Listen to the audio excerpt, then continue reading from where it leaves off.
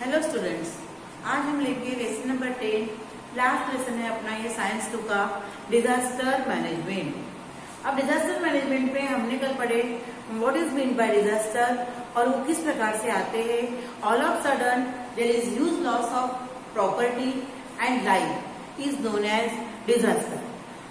फिर पढ़ेंगे हम लोग types of disaster. Types of disaster में है टाइप्स ऑफ डिजास्टर। इस टाइप्स ऑफ डिजास्टर में 3 टाइप्स है। एक है there are 3 types of disaster. एक है जियोफिजिकल, पहला है जियोफिजिकल। अब ये जियोफिजिकल डिजास्टर है, इसके 2 प्रकार है। एक है जियोलॉजिकल एंड सेकंड है atmosphere. Second type of disaster है it is biological disaster. Biological disaster का हम बहुत ज्यादा भुक्तभोगी है, जो अभी अपने यहाँ रिसेंट में आया था कोरोना। अब बायोलॉजिकल में आता है, एक आएगा disaster through plants and animals, ठीक है। And third type of disaster है मैनमेड। ये मैनमेड डिजास्टर सबसे हार्मफुल होता है। अब इस मैनमेड डिजास्टर में एक आएगा unknown and international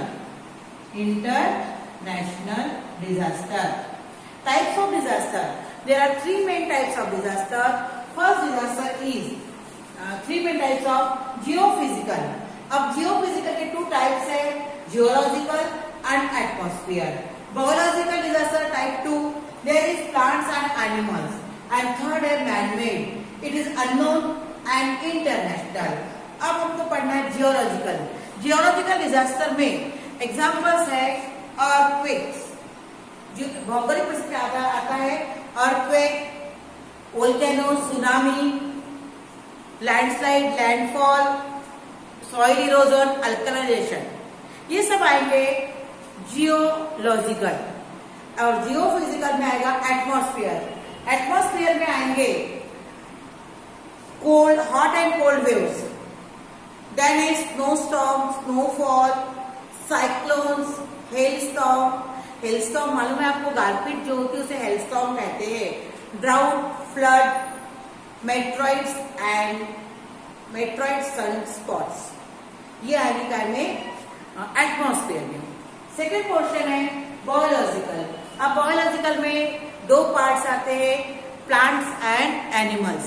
plants and animals इसमें आएगा, प्लांट्स के इसमें एग्जांपल्स है forest fire, fungal disease, spreading blister, then weeds, aquatic carrot grass and common grass, ये सब डिजास्टर में आएंगे, दैट इज बायोलॉजिकल। जो है तो कोरोना, ये भी डिजास्टर ही था, ये बायोलॉजिकल था। देन एनिमल्स में आएंगे infectious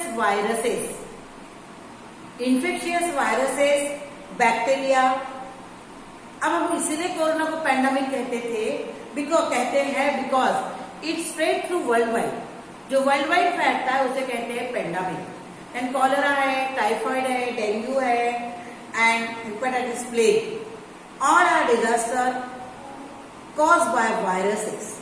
then insect bite, poisonous animal etcetera. Insect bite होता है, बाइट ऑफ पॉइजनस एनिमल्स होते हैं, उससे भी डिजास्टर हो सकते हैं। लास्ट डिजास्टर है टाइप है मैनमेड। मैनमेड में एक अननोन प्रकार आता है, टाइप आता है, और सेकंड पार्ट है उसका इंटरनेशनल। मैनमेड में आएगा पॉइजनस गैसेस। ये पॉइजनस गैसेस का क्या होता है, release of poisonous gas due to manmade, due to leak. देखो 1984 में भोपाल में यूनियन कार्बाइड फैक्ट्री थी, उसमें MIC gas, that is methyl isocyanate gas का लीकेज हुआ था। It is a fire due to it is manmade. अब ये गैस इतनी MI6 गैस इतनी ज्यादा पावरफुल थी, पॉइजनस थी, कि जिस दिशा में ये बहते गई तो उधर के एरिया के लोग बहुत सारी त्रासदी हुई। आज भी भोपाल में गैस पीड़ित लोगों के लिए अलग से हॉस्पिटल है और उनके वहां पे उनकी देखरेख की जाती है या उनका चेकअप वहां पे होता है। देन एटॉमिक टेस्ट करते, चेरनोबिल एटॉमिक रिएक्टर में जो दुर्घटना हुई थी, तो एटॉमिक टेस्ट के कारण भी कुछ फॉल्ट आ जाता है उसमें और डिजास्टर हो जाता है। अब चेरनोबिल में एटॉमिक रिएक्टर जहां पे ब्लास्ट हुआ था, ऐसा देखने वाले कहते हैं कि बहुत दिन तक हवा का धूल का गुब्बारा ऊपर आसमान पे था, तो उसके साइड इफेक्ट होते हैं। 1945 में एटम बॉम्ब जब जापान में हिरोशिमा में गिरा था, हिरोशिमा नागासाकी में, तो ऐसा कहते कि लोग कहते हैं कि उसकी भयावहता इतनी ज्यादा थी कि जहां पे बॉम्ब गिरा है वहां आज भी कोई भी प्लांटेशन नहीं है, वेजिटेशन नहीं है। एंड देन जो लोग वहां पे त्रासद हुए तो लगता जैसे निकलते वैसे की चमड़ी छिल गई। इस प्रकार की त्रासदी वहां हुई थी। यानी इतना ज्यादा डिजास्टर लाइफ एंड प्रॉपर्टी दोनों को क्या कर डालता है, वैनिश कर डालता है। देन अनप्लान्ड एक्शन एक्सीडेंट, कोई भी अनप्लानिंग से कोई काम होगा तो ठीक होगा, पर प्लानिंग अगर नहीं है तो वहां एक्सीडेंट होना आवश्यक है। एक्सीडेंट होना बहुत होते ही है, इसलिए प्लानिंग से कोई भी वर्कआउट करना चाहिए। देन सेकंड है इंटरनेशनल में आएगा manmade disaster in international, war, fire, bomb blast, force migration. Bomb blast कहीं पर भी करते हैं आतंकवादी लोग, तो उसे डिजास्टर तो होता ही है ना। एंड फोर्स माइग्रेशन क्या कहलाता है हिंदी में, स्थलांतरण, एक जगह से दूसरी जगह को लोगों को जाना अपने लाइवलीहुड के लिए। अभी आपको फोर्सफुली माइग्रेशन 2020 में दिखाई दिया होगा, जब कोरोना अपने पीक पर था 2020 में, तब लोग माइग्रेट होके जो मजदूर वर्ग उधर काम करने गया था मेट्रो सिटी में, जब ये मजदूर लोग काम करने गए थे, परंतु कोरोना के चलते सब काम बंद हो गए। अब लाइवलीहुड कैसे करेंगे, डिस्ट्रेस में कैसे रहेंगे, इसलिए लोग पूरे व्हीकल्स बंद थे, पूरा कम्युनिकेशन बंद था, फिर भी वो लोग पैदल चल के आए। तो ये जो उनका माइग्रेशन था कि बड़ी सिटी से अपने गांव में आना, ये फोर्सफुली माइग्रेशन था।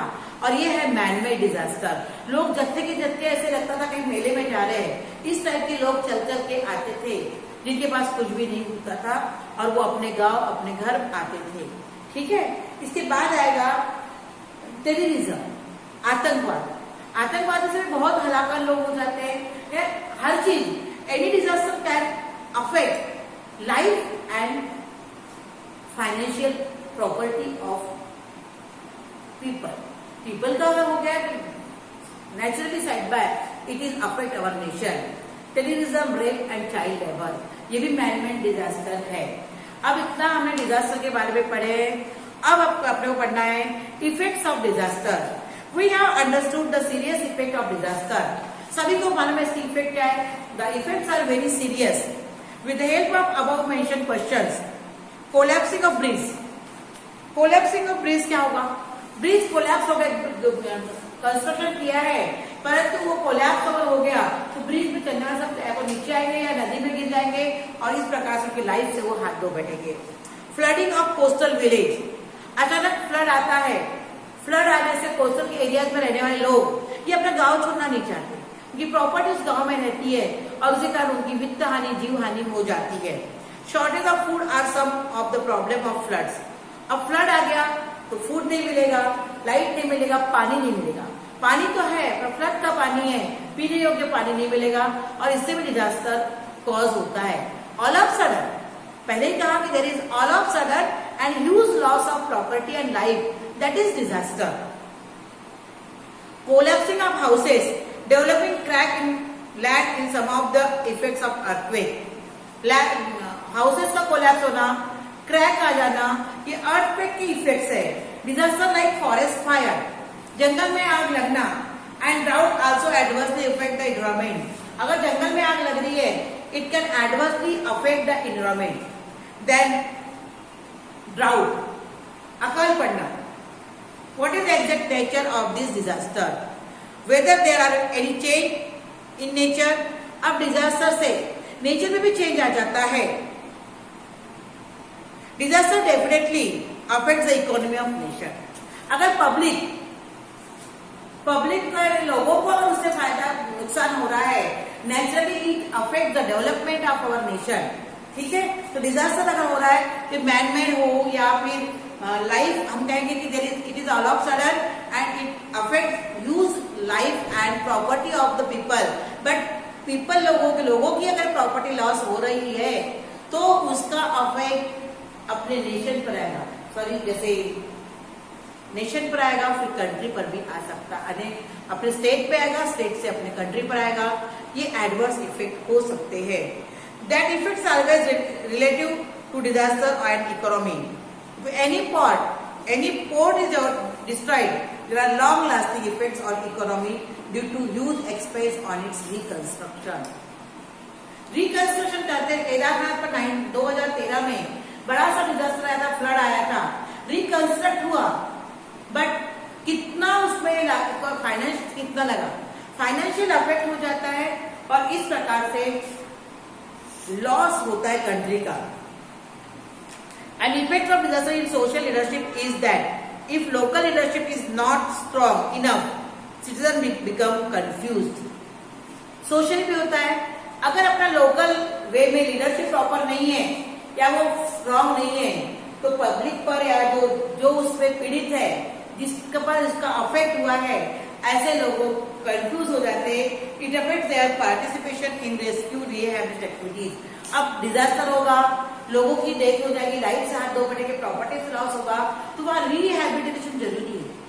अब रिहैबिलिटेशन होना, इसके लिए पब्लिक जो है, लोकल मैनेजमेंट या लोकल लीडरशिप पावरफुल या स्ट्रॉन्ग होना जरूरी है।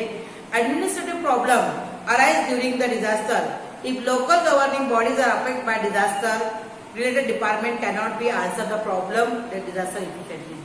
अगर लोकल बॉडी अफेक्ट हो गई है तो गवर्नमेंट को इसका डाटा कौन देगा, कौन बतलाएगा कि कितना इसका डिजास्टर हुआ है, कितना % डिजास्टर हुआ है और क्या क्या इफेक्ट हुआ है, अफेक्ट हुआ है, और लोगों को रिकंस्ट्रक्शन करना, रिहैबिलिटेशन करना कहाँ तक संभव है। ये जानकारी अगर लोकल लेवल में होता है तो अगर लोकल मैनेजमेंट ही उससे अफेक्ट हो रही है तो जानकारी गवर्नमेंट तक पहुंच नहीं पाती और ये लाइफ लॉन्ग डिजास्टर का असर उस पर्टिकुलर एरिया में के लोगों को भुगतना पड़ता है। All the concerned departments are affected by the disaster and thereby entire system collapse। नगर परिषद, पंचायत समिति, जिला परिषद, यहाँ के लोग ही अपना चीज बताते हैं लोगों को, यहाँ के लोग ही अपना जो लोकल एरियाज है इसकी जानकारी अपर ऑफिसर्स को देते हैं, अपर ऑफिसर्स और अपर ऑफिसर्स को देते हैं। इस प्रकार वो बॉडी गवर्निंग होती है। ठीक है, अगर ये गवर्निंग बॉडी ही नहीं रहेगी तो इसका जो डाटा है वो आगे कैसे जाएगा। ठीक है, तो इसके कारण डिजास्टर, ये चाहे वो मैनमेड हो, चाहे वो बायोलॉजिकल हो, चाहे वो जियोफिजिकल हो, it is totally affect life and property, यानी तो दोनों प्रकार से हमको ये अफेक्ट करता है। कल हम पढ़ेंगे डिजास्टर में nature and scope of disaster. What is nature of disaster and scope of disaster. ठीक है।